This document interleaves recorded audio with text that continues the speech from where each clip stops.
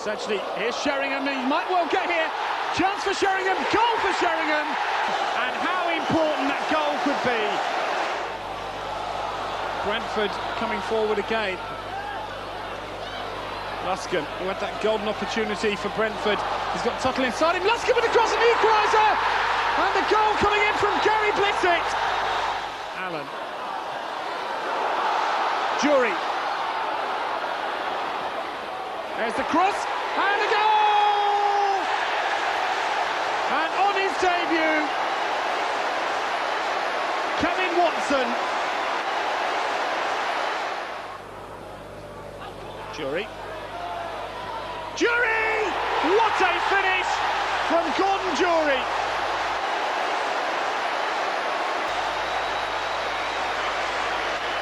To Lee Rogers. Had time to deliberate what the right ball was. Aims for the head of Morris. And Norris goes in and he's beaten Tanner and James to it. And Chesterfield are one up. On kick, aimed towards Morris. Not a bad knock on either. Now then, that's a definite back pass. What will James do? He gets in a knot. And Lancaster pounces. And it's 2-0 Chesterfield. Well, they all knew the ruling. James obviously did. He didn't pick it up. And Lancaster scores. What a scoreline. 2-0.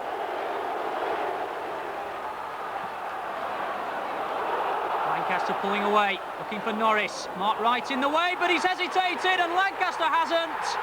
And it's 3-0 to Chesterfield and 2 goals to Dave Lancaster. Cosmar. Cliff Carr for company. That's a nice ball. Mark Walters. Cosmar's continue the run. Here is Cosmar. And there is Rosenthal and it's 3-1. No time for celebrations, just get on with it. Molby in. Breaks for Walters. Thinks about the shot, it's a good one, Leonard saving. Now then, Hutchison. Well, that's a slide rule finish from Don Hutchison, and Liverpool are back at 3-2.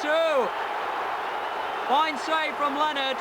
All the hesitation you could wish for, except from Hutchison. Gathered. Carr thumps it forward, and Norris is onside. What a chance, Steve Norris. He's got it.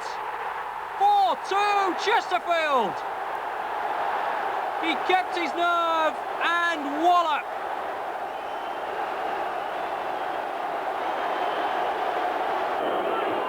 Forward by Marsh. Hutchison. Still Hutchison. Rosenthal trying to find Hutchison with a 1-2. He lays it off to Walters. And it's 4-3 now.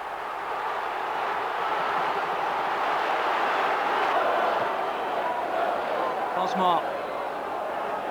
Cars come with him again. Teasing ball in and Mark Wright up from the back. Makes it 4-4. What a night for Chesterfield and what a scoreline for them. In the Coca Cola Cup, the Gunners seemed set to go out against Millwall. In the first leg at Highbury, the First Division side took the lead. And despite Kevin Campbell's equaliser, a shock seemed on the cards for the second leg. In the first 15 minutes, Oldham created enough chances to have taken them all the way to Wembley. Ian Marshall denied by Kevin Miller. In the second half, Oldham took over, but the shooting degenerated. Jobson teeing up Mike Milligan, but it wouldn't go for Oldham despite having all the play. But then 5 minutes from time, they made a goal that would grace any tie anywhere. Redmond to Neil Adams to Ian Ormley, shades of Liverpool in their prime. Nicky Henry doing the Terry McDermott, 1-0, an absolute beauty. Henry's just added the goal-scoring touch to his game in recent weeks, and he's really beginning to look the finished article. It's a goal that might well have finished the tie too. Wimbledon only joined the Football League the following season, and in their 15 attempts since then, they've done very poorly in the League Cup. The fourth round, the best they've done. Andy Walker looked as though he might continue their poor record, this early shot producing the best from Hans Sagers. But the Premier League side, playing some neat passing football, always looked slick, particularly on the break. And in one such sortie, after 26 minutes, Captain Fash obliged with a sliding finish. But then the tie seemed to have been killed off 12 minutes from half-time. Andy Clark's tenacious work, providing a comfortable finish for Neil Ardley, and Wimbledon were 2-0 up. However, in the first minute of the second half, an Alan Stubbs near-post flick, intended for someone on the far, just went straight into the goal, and Bolton were back in it at 2-1. But the final word of the night, and who knows, possibly of the tie, belonged to Vinnie Jones. Clark's efforts again in the box, providing him with an easy finish. May have been an easy finish, but there's never anything simple about Wimbledon celebrations. Some things never change. For example, Ipswich's commitment to fast, effective football. They don't get more effective than a goal after 86 seconds. Gavin Johnson, the scorer. You wouldn't have had too many takers on a second division team with just one wing coming back against the top flight newcomers. Wigan almost equalised through Phil Daly shortly afterwards. The deserved equaliser came 2 minutes into the second half, a pretty direct affair. Griffiths onto the head of Alan Johnson. But when you've not won at home and only 2,600 turn out, you don't feel lucky. John Robertson certainly wasn't when he owned gold. But one quality Wigan do possess is a fighting spirit. Right up to the last minute they battled, and it wasn't in vain. Gary Worthington kept their interest in the Coca Cola Cup fizzing. More than 10,000 at Brunton Park last night, and only one failed to spot Andy Watson's theatrical fall in the 24th minute. The referee awarding a penalty when Ian Culverhouse looked to clearly get the ball. Andy Barnsley knocking in an opening goal. The Carlisle fans have come to party. It's been no problem for Norwich in the Premier League so far. One of the main reasons, Mark Robins' insatiable appetite for goals. Premier League, Diodora League, that was a special one, regardless of the quality of the opposition. Norwich seem to be finally catching the pace of the tie, recognising the sense of occasion. Jeremy Goss isn't Mark Robins, but he got there in the end. That was 2-1. Callum O'Hanlon wearing Dave Besson's shirt. But for all their pretty football, Norwich still liable to undo the good work. A lapse of concentration at the back, and Darren Edmondson snatching an equaliser, which on any other night might well have snatched himself some headlines too.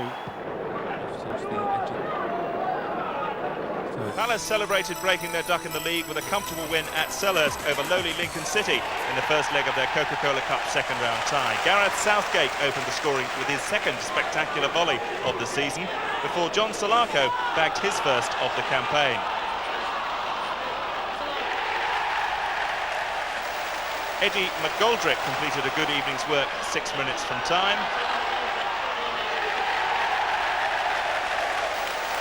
Lincoln managed a late consolation goal through Graham Bressington, with a rare mistake by Nigel Martin.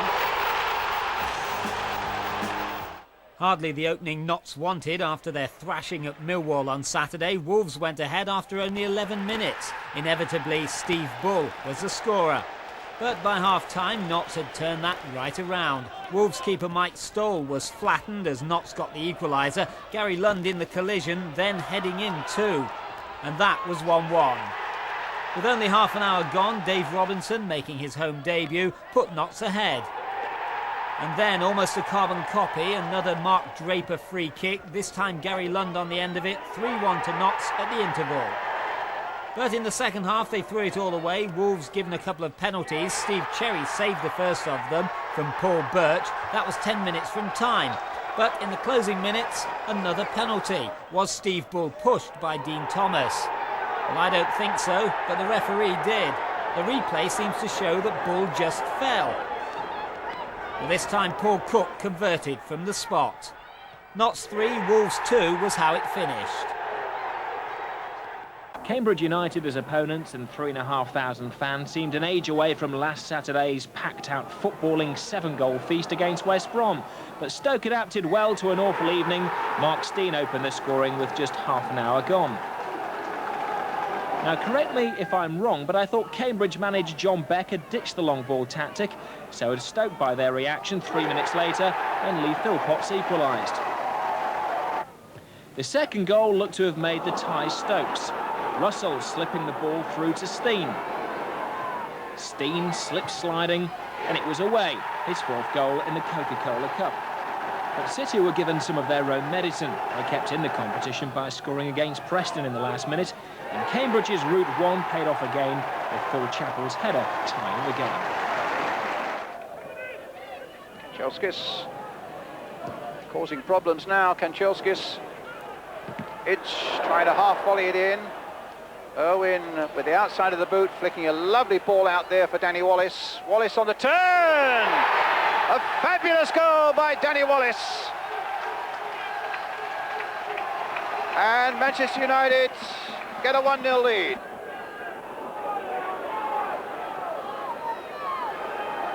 Tottenham. Lovely ball played there for Chapman. And a good cross by him. And it's in there by Edwards. A great reply by Brighton. And a beautifully worked goal and a fine header at the end of it. 1-1. Collins takes up his defensive position. And Villa send McGrath and Teal forward. Andel Barrett, three of the back four. McGrath won the header. It's still not out of danger from Oxford's point of view, and it's gone in. McGrath, the man who forced the ball home, and Key just saw it fly past his outstretched arm, and Aston Villa are in front.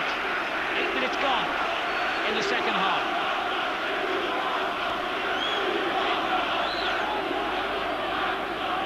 McGrath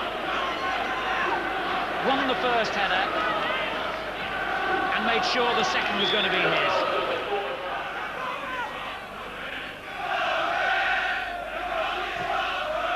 Another one for Key to come and claim, but he didn't. And Teal shoots through a crowd of players and it's in. It went off Paul Key from Teal's shot. He'll want to claim it because he's only ever one scored before for Aston Villa in this competition against Grimsby last season. But I'm afraid it was Paul Key who must take the blame for that. He missed the cross initially, Teal's shot, and it went clearly off the goalkeeper's legs and into the net. Houghton now.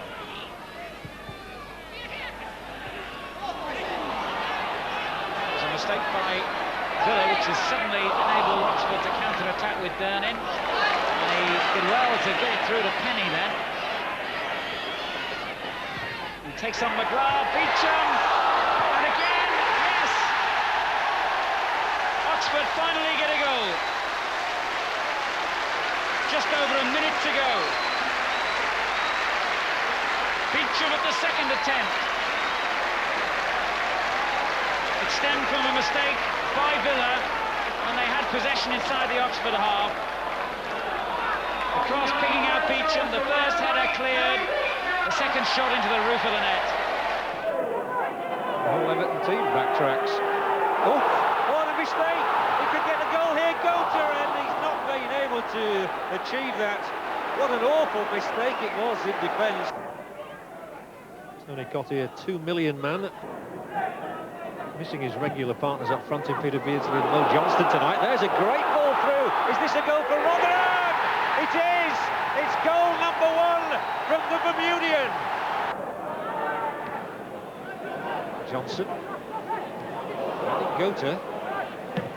And the passing game's been brilliant. And here 2 of them can score. It's Cunningham off the outside of the upright. This is Law's free kick. Fall for Barrick. He's got some good balls in, and that's a good one again. And Tom might get in.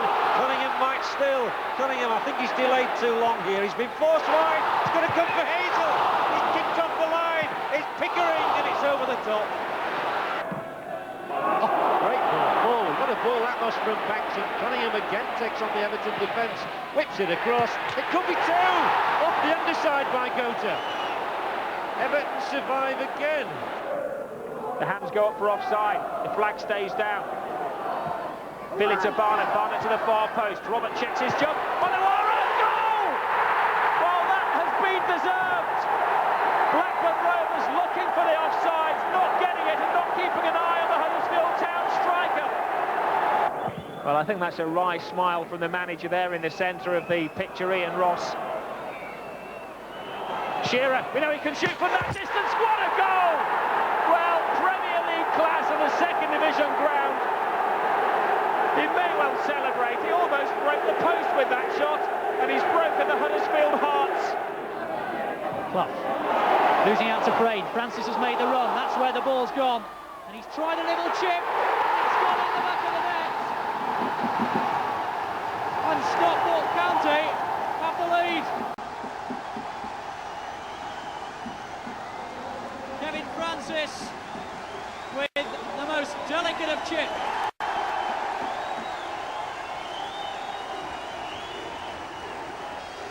Rain won the ball. Francis made the run. And it was almost slow motion as Crosley couldn't get there. And it's 1-0 County.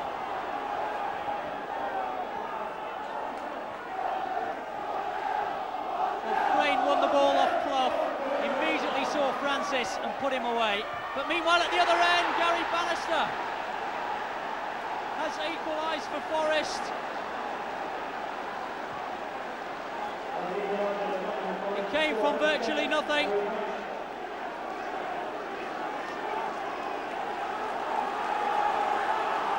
The ball just reached him unmarked on the left edge of the box. And he pushed it home. Carstairs with a corner. Up towards Francis, and a great save. Finlay off the line. Alan Finlay nearly there.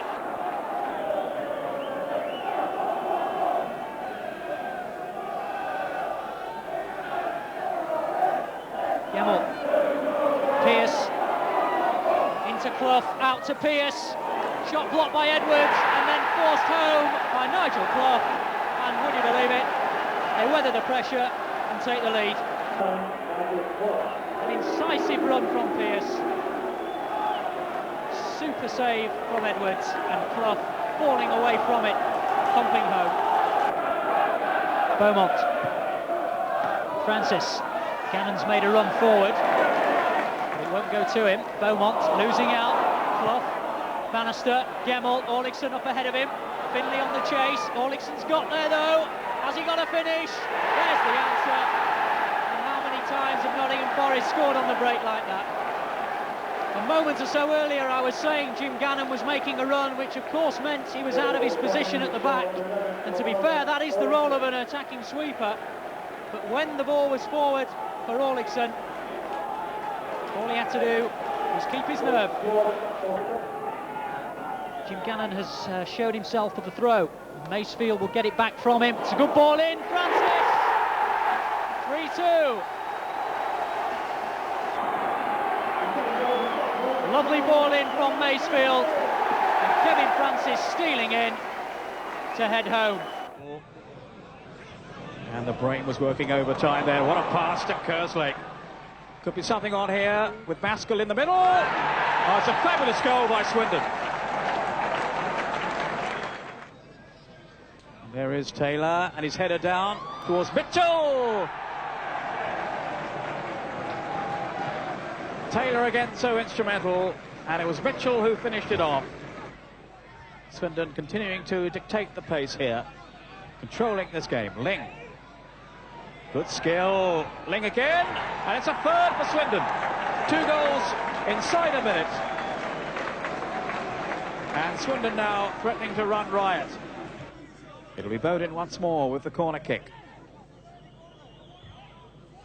Look again for Taylor. There he is!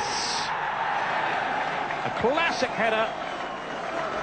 Well, they've been warned on so many occasions, Torquay, when this fellow comes forward. He is so strong in the air. Salmon. Oh, mistake by him. This is Mitchell. Now, is this going to be number 5? It is. Steered in. The mistake by Dennis Salmon.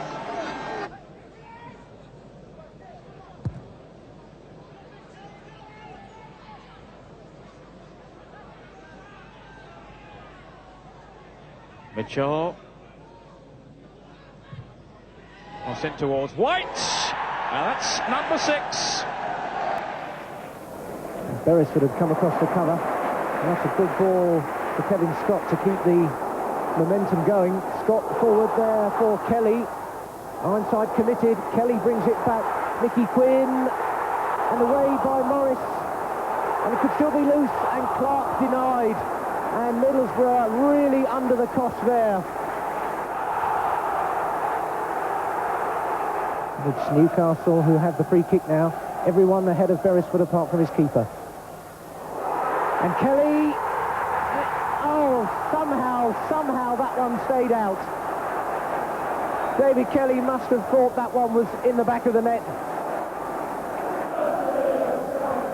Alan Kernahan towards Wilkinson. Nice little flick there, looking for Tommy Wright. Hooked away by Howie. Quinn underneath it. Quinn got to it first. Phillips can bang the ball forwards for Wilkinson to scrap for it, and Middlesbrough have got some players in here. They're waiting for it. And Hendry nearly had the chance to put Middlesbrough ahead against his old club there. The Owls' injury crisis was best summed up by the lineup for the home Coca Cola Cup tie against Hartlepool. Wednesday fielding only 3 of the team that had played at Everton on the first day of the season, only a few weeks earlier. The match featured a double first, Gordon Watson's first goal, and Mark Bright's as well.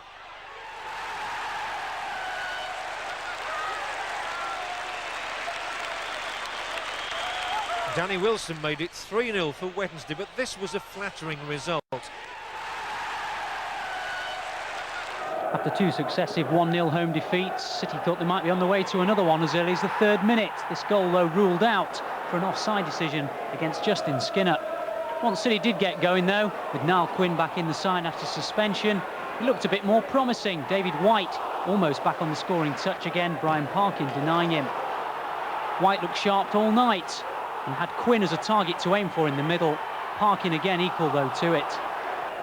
Then in the second half, from a Flitcroft ball and a Quinn header, White had another sense of goal, but once more was frustrated, this time by the bar and the efforts of Ian Alexander. At the Bescot Stadium, Chelsea cruised to a comfortable victory against Walsall. Dennis Wise volleyed Chelsea in front after a defensive lapse. 11 minutes later, a flowing Chelsea move ended with Mick Harford's shot saved by Mark Gale. Eddie Newton pounced on the rebound. 12 minutes from time, Andy Townsend added a third. On Chelsea's last 2 visits to Walsall, they won 7-0 and 5-0. So a 3-0 defeat was at least a big improvement for the home side. Blackpool will need something even more astonishing than the Tranmere turnaround to pull this one around. Apart from David Ayres' indirect free kick in the first half, Alan Knight was rarely troubled. Let's get it right, though. Portsmouth were very, very good. Guy Whittingham going close. Good save from Lee Martin. But goal number 1 was beautifully crafted, though there was some doubt eventually about the scorer. Mike Davis maybe got the final touch, but Colin Clark was always going to claim it. Number 2, though, somewhat scrappy from the corner, but by then Blackpool didn't know which way to turn. Alan McLaughlin getting the final touch. Portsmouth started attacking in waves. Colin Clark again clean through, only Gary Briggs between him and a second. The number 3 was probably the pick of the bunch. Sean Murray feeding off the knockdown, lashing a shot past Lee Martin. They still had time for number 4, though, and by now Blackpool were well beaten. Alan McLaughlin again, a 4-0 scoreline, sounding out something of a warning to some of the bigger boys in this competition.